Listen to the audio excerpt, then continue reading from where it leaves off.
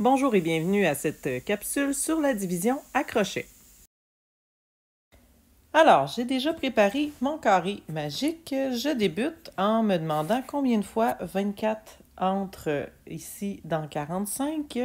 24 rentre une fois. Alors, une fois 24, 24. Je fais ma soustraction et je viens baisser mon chiffre. Je recommence. Combien de fois 24 entre dans 213? Ça rentre 8 fois. 8 fois 24, 192. Je fais ma soustraction. 11. Et voilà. Et je viens baisser le chiffre. Encore une fois, je me demande combien de fois 24 entre dans 219. J'ai regardé dans mon carré. Et ça rentre 9 fois. 9 fois 24, 216. Je fais ma soustraction. Et là, je veux aller baisser un chiffre. Il n'y en a plus et je n'ai pas fini. Donc, ce que je fais, c'est que je viens mettre une virgule ici et à mon quotient, ce qui me permet d'ajouter des zéros ici que je peux descendre. Et puis là, je continue ma séquence. Combien de fois 24 entre dans 30? Une fois 24, 24. Je fais ma soustraction. Comme je t'ai dit tout à l'heure, puisqu'on a mis une virgule, on peut descendre des zéros.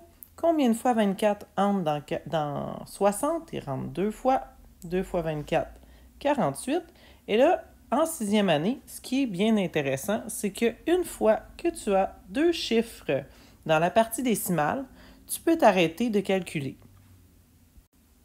La réponse ici, c'est 189 et 12 centièmes. Donc, 4539 divisé par 24 donne 189 et 12 centièmes. Un dernier exemple ici. Alors, encore une fois, j'ai préparé mon carré magique à l'avance. Donc, combien de fois 15 entre dans 10, ça rentre pas. Donc, je vais aller tout de suite à 100. Combien de fois 15 entre dans 100? Ça rentre 6 fois.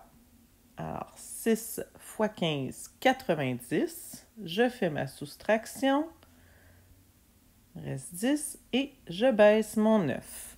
Combien de fois 15 entre dans 109? 1, 2, 3, 4, 5, 6, 7 fois. 7 fois 15, 105. Je fais ma soustraction.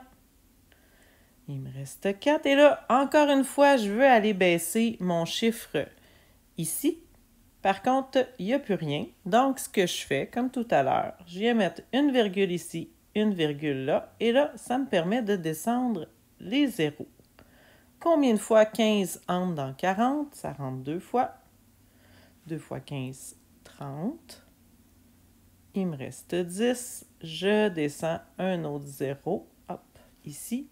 Combien de fois 15 entre dans 100? 6 fois. 6 fois 15, 90. Et là, je pourrais continuer, mais comme je t'ai dit tout à l'heure, en sixième année, une fois que tu as deux chiffres dans la partie décimale, tu peux arrêter ton calcul et on a la réponse. 1009 divisé par 15, bien ça donne 67 et 26 centièmes.